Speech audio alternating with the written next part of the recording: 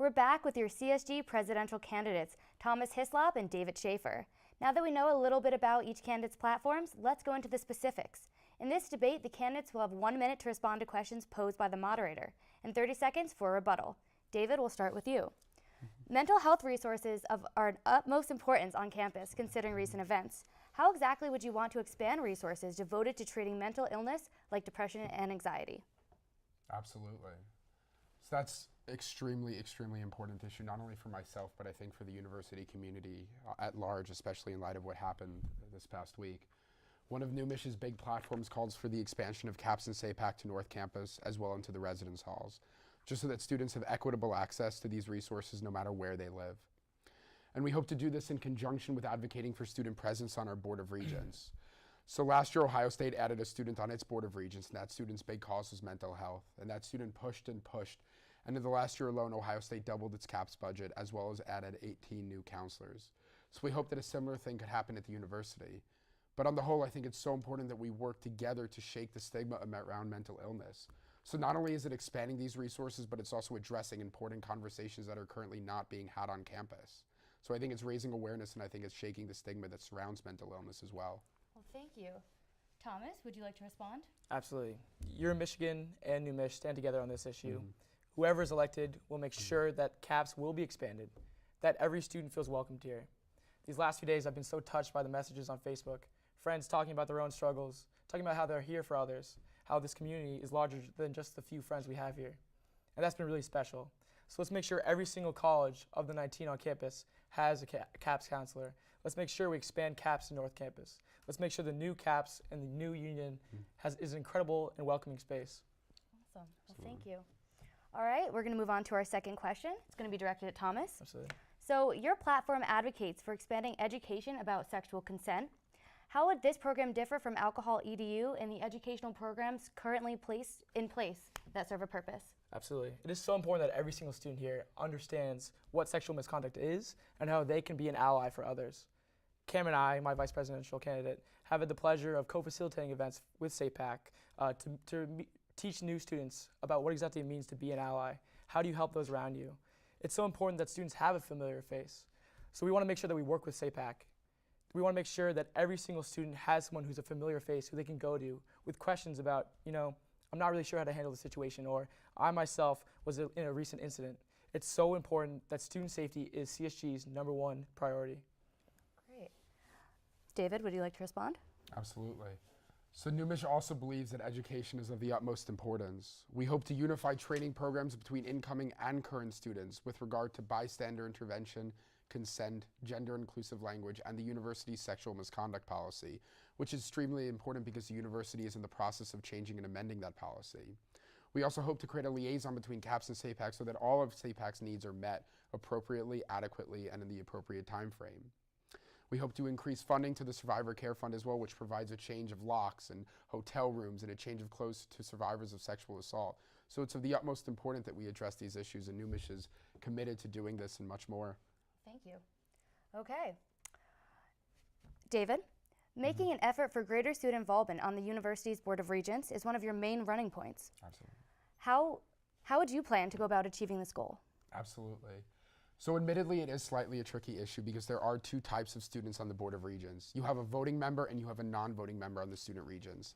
To achieve a voting member, you would have to amend the Michigan State Constitution. Our goal, of course, in the long run is to get that voting member, but we'd be more than happy and satisfied with at least a non-voting member to start. So we think it's so important to raise this issue towards students and work with the administration and work with the Board of Regents as well. The University of California system just added a non-voting student member, and it did so with a great groundswell of support from students, in conjunction with working with the Board of Regents over at the University of California system. We think it's so important to have these conversations, and the collective voice of University of Michigan students can no longer be silenced at the administrative level. So we think it's of the utmost importance that we do get this student on the Board of Regents, and that we also, most importantly, work with student governments across the state of Michigan, such as Michigan State Student Government and Wayne State Student Government, which have wonderful working relationships with each other, as well as the state government in Lansing. Thank you. And what is your stance on this, Thomas? It is the CSG's president's job to represent all students at the Board of Regents. And every single meeting that the Board of Regents has, the CSG president has an allotted amount of time that they can speak. And so we already ready to do this. And I spoke with Avi Oved, who is the current UC system regent as a student. He said that the only reason they really have it is because the UC system brings a lot of schools together, and that they don't have the presidents that are able to go to every single meeting. So really, it is the job here at the University of Michigan for the CSG president to be that ex officio member of this Board of Regents. I will make sure to go to every single meeting if elected. I will make sure to have incredible relationships with the regents, because at the end of the day, it is my job to represent all students on this campus to the Board of Regents. Thank you. Okay, great. Thomas, the fourth question is going to be for you. So you proposed a mentorship program for new students. How exactly would this program work and be incorporated into the existing orientation and new student process? The adjustment to college can really be so difficult on so many students. I know it was for me. I recently struggled in my own personal life. And so it's so important that we make every student come to the University of Michigan, that they feel welcomed. You talk to international students, and often they feel this cultural divide when they first arrive here. We want to make sure that they feel comfortable. So we thought of this idea of this mentorship program, where a mentor, hopefully from a similar cultural background, can reach out to you before, who's trained, who can say, hey, if you have any questions about the University of Michigan, I'm here for you. We've heard these stories about people in different colleges saying, yeah, there's one ice cream sundae social, but that was it. Or there was a couple events here and there, but for the most part, I was alone. We can't have any student here ever feel alone. Your Michigan is dedicated to supporting all students to make sure that when they arrive on this campus, they are part of a larger community themselves, regardless of whether they're from West Bloomfield, Cincinnati, China, or Europe. It's really important that every single Wolverine knows that they are part of something bigger than themselves. Yeah. Thank you. And how would you like to respond to this, David? Definitely. So NewMich hopes to really take the idea of a mentorship program and really expand it. We hope to create a non-traditional mentorship program because there is not a single existing program on campus for non-traditional students. Transfer students, when they come to the University of Michigan, they have one 5-hour orientation, and they're paired up with someone who's not a transfer student, who doesn't understand their experiences and what it's like to be a transfer student. So we hope to create non-traditional transfer student, first generation, as well as lower income student mentorship programs, because as Thomas said, we believe fundamentally that every student deserves to come here and feel like they belong and find their community at the University of Michigan. Great. Well, thank you. Okay, David, this next question is for you. Within the next several years, renovation will begin on the Union. How will you ensure that students will have a say in what happens? So we believe it's so important to continuously work with the architectural group who's undergoing the Union renovations. Recently they came to Central Student Government and they talked with us and they heard our recommendations. And we also believe it's of the utmost importance to network and work with student life groups whose spaces and whose experiences are fundamentally changed by these Union renovations, such as the Spectrum Center, such as the Counseling and Psychological Services Center, such as the Multi-Ethnic Student Affairs Center. We hope to work with these groups and see what they would like. See what they would need, if they need more space, if they need more counselors, if they would like to move out of the union altogether and have some space just for student life organizations. So it's continuously working, for example, with SRAC or the Michigan Union Board of Representatives, just to ensure that students' voices are heard on this incredibly important project. Great.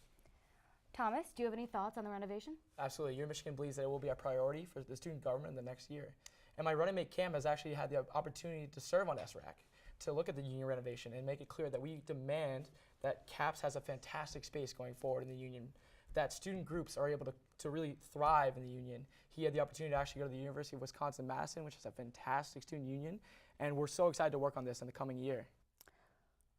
David, your platform calls for increased minority enrollment. Have you determined strategies for achieving this? Does CSG have influence over admission policies? Absolutely. So increasing minority enrollment is extremely important to NewMich. It's unacceptable that 3.9% of the university's that only 3.9% of the university's population is black, that there are only 1,800 black students on this campus. That is fundamentally not right. One of the ways that CSG hopes to go about doing this is actually inextricably bound with another policy platform of ours, and that is increasing student voice and representation on our Board of Regents. Board of Regent representatives at other universities have pushed for an increase in minority enrollment, and that's been successful elsewhere. Additionally, we hope to increase or at least improve the university's relationship with the Detroit public school system, increase and maintain the Detroit Connector, as well as focus on maintaining a culture of inclusivity when it comes to campus. Because there are many students who come here and they don't feel welcome and they don't feel included, and they may go back and they tell their friends Michigan is not a welcoming place. And that's something we need to address. So we hope to increase that student representation on our Board of Regents. We hope to maintain that relationship with the Detroit Connector, increase the relationship between UM and Detroit Public School System, as well as programs that Micah talked about, such as the Victors. Great.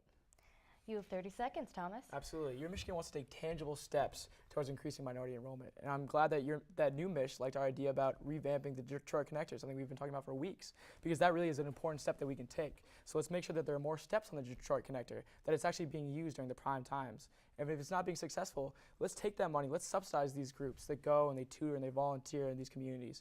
The fact is, groups say that the biggest hurdle that they have to pass is just getting there. And so UMichigan wants to make sure that CSG helps groups get into Detroit. Awesome. Okay, Thomas, the next question is for you. What does your platform suggest doing to strengthen the university's growing relationship with Detroit? Absolutely. Well, that stems nicely from what I was just talking about. It was. But again, it really does come down to revamping the Detroit Connector. We hear these stories about the Detroit Connector going to and from Detroit with no one in it. And that's just not effective use of funds that exist right now. So we want to work with the administration to make it clear that this is a priority, that students in Detroit know that the University of Michigan is an attainable goal, that is somewhere they could end up in the future. And I believe they do know that now, but by bringing that Block M to them, it makes it clear that one day they can end up as a Wolverine. So how do we do that? Well, we revamped the Detroit Connector. We also utilize funds that are not being used efficiently right now with the Detroit Connector to subsidize groups like Books for Benefit, like Detroit Partnership, groups where their biggest expense is really just getting to Detroit. Wow. Okay, thank you. And David, could you explain how your proposed college readership program would function? Absolutely. So college readership programs just provide students cheap and easy access to the news, magazines such as the New York Times, Wall Street Journal, Time Magazine.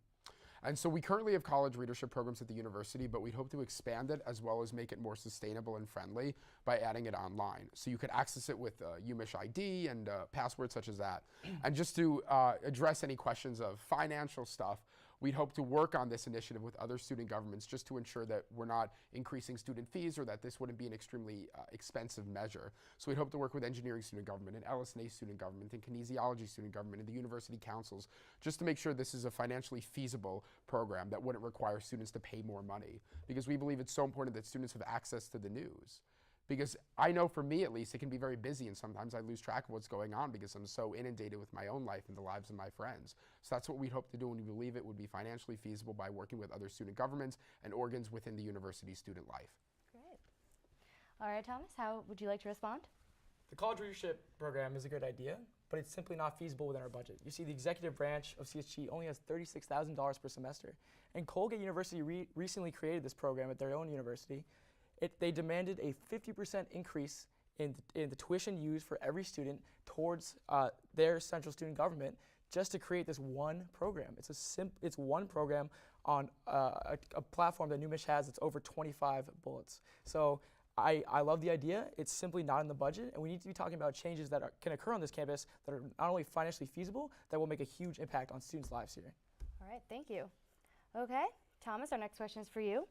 How would your plan to optimize maze rage change current policies regarding seating at basketball games? Absolutely, and what a perfect time to talk about this as we get ready for Notre Dame tomorrow in the March Madness game. But yeah, going forward, I've pitched this idea to Jim Hackett, the current athletic director who's now on his way out, and he loved this idea. The fact is, the maze rage right now is not a united student section. So what can we do? We can move the upper bowl behind the maze rage and connect the lower bowl and the upper bowl. Jim Hackett said that he thought this could be financially feasible, and on our website, yourmichiganparty.com, we just put out a 5-step plan to how we're going to accomplish this in the next year. This is something I'm really excited to work on because spirit is so important. The spirit of Michigan is something that really makes Michigan a special place. Okay, how would you like to respond to that, David? Definitely. So we believe that it's important that all students come here and they feel welcome, be it at a basketball game or be it in class or something along those lines. So we really hope to hold, one of the fundamental issues on our platform is to hold open Q&As with administrators, with faculty and staff and students. And we figured that it would be a wonderful idea to hold an open Q&A, one of the first open Q&As with the new athletic director, Warren Manuel, just to discuss his idea about the maze rage. Because it's great that Your Michigan brings up the maze rage, but for my 3 years on for my 3 years at the university, it's been a policy that's been brought up year after year, and it hasn't been addressed. It was brought up by the Make Michigan Party last year, and really nothing's happened with it. So I think it's fantastic, and we hope to hold open Q&As. But we'll see where that I'm gonna goes. have to cut you off there, Absolutely. David. Sorry about that. But we're gonna come to our next question, which Definitely. is up to you. So, does your party have any plans specifically regarding campus safety on game days? Definitely. So we think what the executives did this year with the early dining hall program was fantastic, because we think it's so important that students are eating and drinking throughout the course of the day if they do partake in tailgates or if they do to the football game.